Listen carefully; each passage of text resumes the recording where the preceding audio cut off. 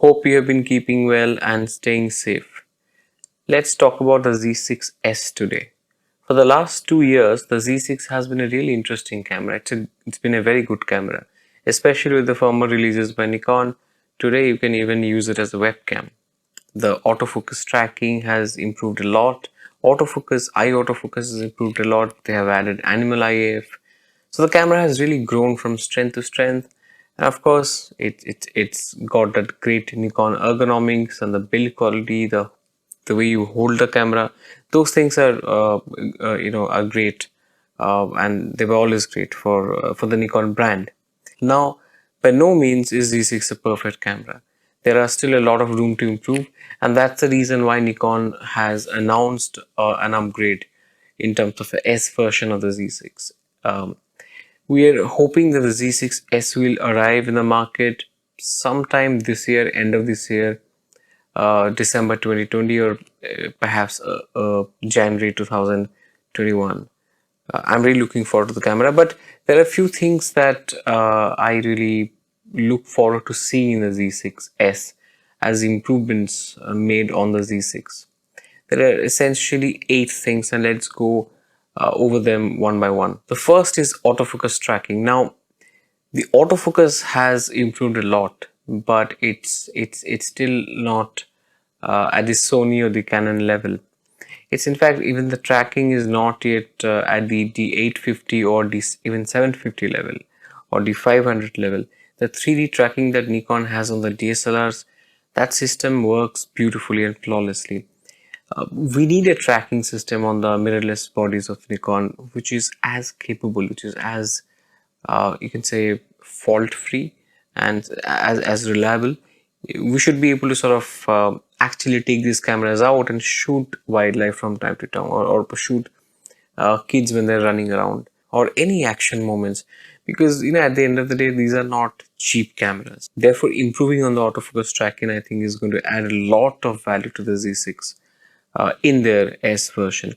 Now, if you look at the current Z6, the moment you go to a slightly darker place, for example, especially if you are shooting at -2 EV, you will see the focus box going crazy, and it's going to, it just loses track and it starts running around within the screen. It goes crazy. So it is important that Nikon actually fixes that in the next iteration of the Z6. Given the fact that we're going to see 2 processors in that camera, I think the camera is going to have enough bandwidth to handle these kind of issues. The second issue is to improve the IF. IF works great, but I think it's not as reliable, especially when if you're talking to the camera and your subject sort of turns away, and the camera cannot see the eye anymore. It should immediately move to head autofocus, or some face autofocus, which Canon and the Canons and the Sonys are using right now. What it does is it allows you to it allows you to track the subject while you're shooting, especially if you're shooting a video, much better. It makes the whole process much more seamless. I think it's a minor fix. It's not a big deal at all. You already have the face autofocus, you have the eye autofocus. The algorithm needs to only understand that something which looks like a head needs to be focused on if you've just lost the eye and you can't look at it. So I think that's another very interesting upgrade that needs to happen. The camera should be able to spot the eye from a farther distance as well. That's one. And the second thing is it should be able to quickly catch the head of the face when it's not being able to see the eyes. Now, the Z6, if we look at it, the Z6 has been a really good video camera. But a lot of people who pick it up are primarily photographers. In fact, Nikon does not have the equity that Canon or Sony has of being great video cameras. Therefore, a lot of people who actually go for Nikon are photographers. Keeping that in mind, what one needs to understand that the Z mirrorless cameras needs to decide whether it's going to be primarily a photo camera with great video features, or primarily a video camera with great photo features. Now it looks like that Z6 is a nice balance of both. However, because of its great video features, it attracts a lot of people with its video features. So going with the same sort of up and down tilt screen, I think in 2020-21 is not good enough. If Z6 decides to be a proper video camera, it should just take that call and add that flip screen, the complete 360-degree flip screen. Or if it decides to remain a great stills camera, it should take inspiration from what X-T3 has done with its nice flip screen, so that you can actually take a nice, uh, vertical shot by going low angle vertical shot. I think that is, what it does is you go either of the both ways. You either make it slightly more flexible photo camera, or make it slightly better, more flexible video camera, and those things can be fixed by choosing one or the other type of screen, instead of just keeping this very traditional and sort of, I would say, conservative flip up and flip down screen that Nikon has going for it right now. They have made some attempt to the Z50. I think it is a bold attempt, but I think it was not very practical for vloggers, with the screen flipping down and it's blocking the view if you put it on a tripod.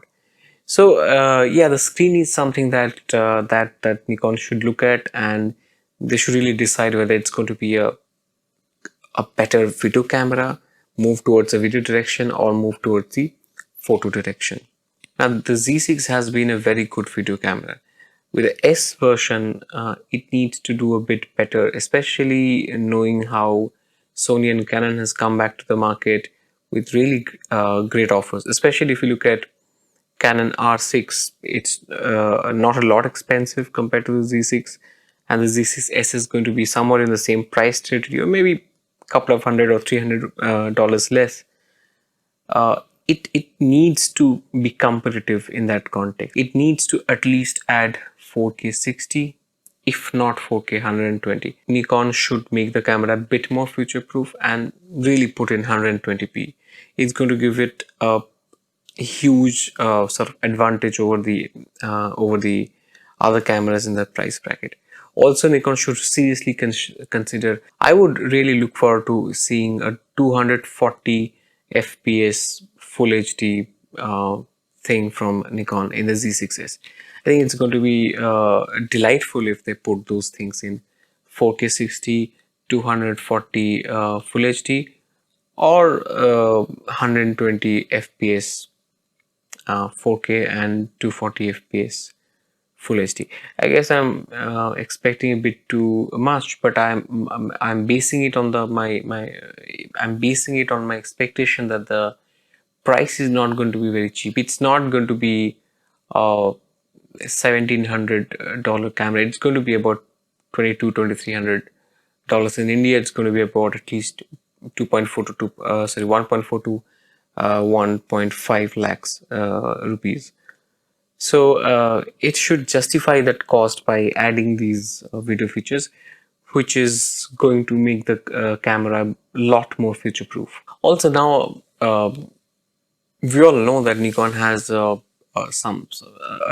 tie-up or sort of some relationship going with Atomos, but the time has come for in-body internal 10-bit recording, whether it's 422 or 420, internal 10-bit 420 video recording for 4K 60 and 120p Full HD is sort of is something that we expect in 2020 and or 2021 from a 2000 plus camera, 2000 plus US dollars camera. Now the X-T3 by Fuji and the R5 by Canon and also the A7S III by Sony, they've all really improved their IBIS system. I think the IBIS systems overall have improved a lot in general. The technology has overall improved in the industry, and it is important that today Nikon also brings in some sort of improvement, smoother, better IBIS inside the Z6S. It should be able to give you understand movements that a typical video user uses during handheld videos. It should offer a better sort of stabilization, especially for video footage. So that is one more area which is going to be very critical and make the camera a lot more interesting. The IPS is right now is by no means, it's not a bad IPS at all. It's really good, but I think it's not as good when it's come to shooting video. There is still a bit of jitter. There is still a bit of wobbling there in the background. Not a lot, but it's present. How it anticipates your movement from right to left and left to right, or when you're moving forward or zooming out. In those situations, the camera should be able to anticipate the movement that the videographer is going to sort of use in the typical scenarios, and the eyepiece should work with that in mind, so to say. And therefore, if that is done, the shooting video with this camera handheld is going to be a lot more pleasurable experience, and that's something that I think today we should all expect from the Z6S. The other area to improve when it comes to the other area of improvement when it comes to fast shooting speed is to enable the camera to shoot faster, even perhaps at 20 frames per second when shooting silently. Because see, the Fuji cameras do that very well with a slight crop, but they do that very well. They track subjects very well. It's kind of seamless, and that should happen, which leads us to the additional point here, is that the refresh rate of the EVF should improve. Right now there is a bit of blackout. There is a very visible blackout while shooting continuous high. That blackout should really go away. It should become far more seamless, far more fluid. So that expectation remains with the system. You should really be able to use this camera and shoot sports really. Now that you have the larger lenses available, you have the 70-200 releasing right now. People would want to use the Z bodies and shoot sports, shoot wildlife. They're fantastic. They have colors that are unmatched by anyone else. They have dynamic range that's unmatched by anyone else. People should be able to use these great Nikon features, Nikon files in more conditions than they're being able to use right now. Now the last and but a very important point, something that people have been blaming the Z6 for since the beginning, is the lack of the second card slot. Now a lot of people made a big deal out of the lack of the second card slot, but now Nikon has actually mentioned that they're going to bring two card slots in the Z6S, but the expectation is that there's going to be at least one SD card, because you understand the Z6S is going to come with one CF Express card. Those cards are expensive. They're also they're not very easily available as well. A lot of people who have bought the Canon R5, they're talking about how the CF Express cards are not easily available and how expensive they are. Knowing that, it would not be nice for Nikon to sort of make it mandatory to sort of buy two CF Express card if you want to use the two card slots. So there should be one at least UHS2 or UHS1. So the camera should have one SD card, whether UHS 1 or 2. It should be, of course, UHS 2 in 2020, and along with one CF Express slot, which is also back compatible with XQD cards, because a lot of Z6 owners who probably already have bought a few XQD cards, they should be able to use the XQD cards very easily with their Z6S if they choose to upgrade. One of the main reasons why people criticize the addition of XQD is because how expensive they are, right? And if you offer two XQD card slots or two CF Express card slots, people are still going to have that complaint. So it's very important again to can't stress this enough, to add one SD card along with one CF Express or XQD. So these are the 8, in my view, large points, large things that are going to make the Z6S a formidable camera really, especially if they come within 1.5 lakhs in India, 1.5 lakh rupees in India, What about 2,200 US dollars for the rest of the world? So I think, and I'm really looking forward to the release date. I'm looking forward to more news on the product. I'm very excited. I'm thinking of perhaps selling off my D750 and upgrading to, well, I'll keep the Z6 and then we'll have one Z6 and one Z6S. Um, it, it sounds very exciting. I'm looking forward to it. Thank you. Please share your comments. Write your comments down below. Share this video with your friends. Come back to this channel. Please subscribe. Please subscribe and press the bell icon. Right. And see you soon.